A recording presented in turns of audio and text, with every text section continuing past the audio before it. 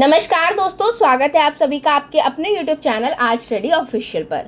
तो दोस्तों, आज हम बात करेंगे दक्षिण कोरिया में हुई एक ऐसी घटना के बारे में जिसने न सिर्फ वहां के लोकतंत्र को झकझोर कर रख दिया बल्कि पूरी दुनिया को हैरान कर दिया। जी हाँ, मैं बात कर रही हूँ राष्ट्रपति यून सुक योल द्वारा मार्शल लॉ लागू करने और फिर जनता और संसद के दबाव में इसे वापस लेने की। तो दोस्तों, आज अपनी इस वीडियो में हम बात करेंगे कि आखिर राष्ट्रपति ने ये कदम क्यों उठाया था और मार्शल लॉ का मतलब क्या होता है और इसका जनता पर क्या असर पड़ सकता था, और मार्शल लॉ लागू होने के बाद जनता और सांसदों ने इस फैसले का विरोध कैसे किया और आखिर राष्ट्रपति ने फिर से मार्शल लॉ को वापस क्यों ले लिया। तो चलिए दोस्तों, शुरुआत करते हैं और समझते हैं इस पूरे घटनाक्रम को डिटेल से। तो दोस्तों, हुआ ये कि मंगलवार की रात यानी कि कल रात जब पूरा दक्षिण कोरिया अपने सामान्य दिनचर्या में व्यस्त था, तभी राष्ट्रपति यून सुक योल ने एक आपातकालीन संबोधन में मार्शल लॉ लागू करने की घोषणा की।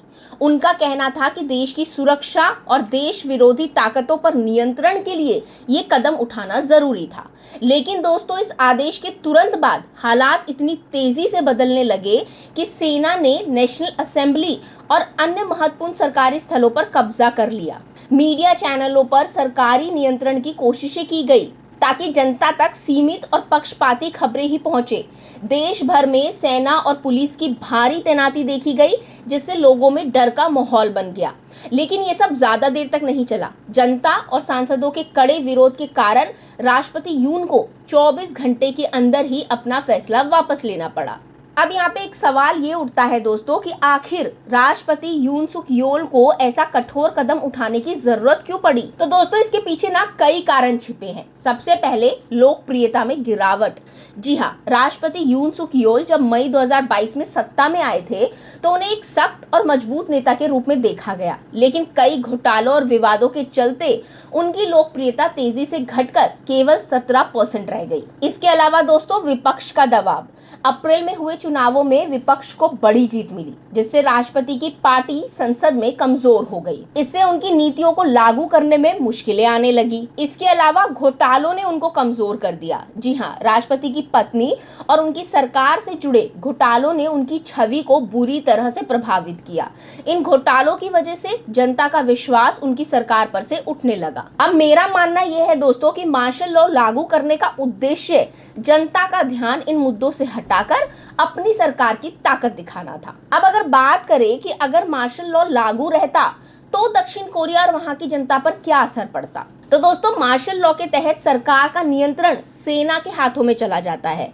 इसका मतलब है कि संसद और न्यायपालिका की शक्तियां सीमित हो जाती हैं। इसके अलावा लोगों की आजादी छिन जाती है, जैसे कि भाषण और प्रेस की स्वतंत्रता। विरोध प्रदर्शन करना भी गैर कानूनी हो जाता है। यहाँ तक कि दोस्तों, अस्थिरता के कारण विदेशी निवेशक पीछे हट सकते थे, जिससे देश की अर्थव्यवस्था को भी बड़ा नुकसान हो सकता था। अब दक्षिण कोरिया जैसे लोकतांत्रिक देश में ये कदम न केवल इलीगल माना जाता बल्कि जनता इसे अपनी स्वतंत्रता पर हमला भी मानती। आपको बता दूं दोस्तों कि राष्ट्रपति की इस कदम का तुरंत विरोध होना शुरू हो गया।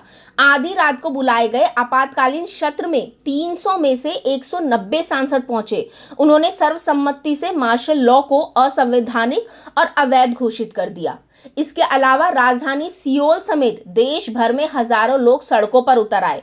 उन्होंने इस कदम को लोकतंत्र पर हमला बताते हुए राष्ट्रपति यून के इस्तीफे की मांग की। अब इन विरोधों के कारण ही राष्ट्रपति यून को अपना फैसला वापस लेना पड़ा। तो दोस्तों, उम्मीद करती हूँ कि इस घटना से अन्य देशों को भी सबक मिलेगा कि जनता की आवाज से बड़ी कोई ताकत नहीं होती। आज के वीडियो के लिए बस इतना ही दोस्तों। अगर आपको ये वीडियो पसंद आया हो तो इसे लाइक और शेयर जरूर करें। हमारे चैनल आज स्टडी ऑफिशियल को सब्सक्राइब करना ना भूलें। अब मिलेंगे अगले वीडियो में, तब तक के लिए थैंक यू।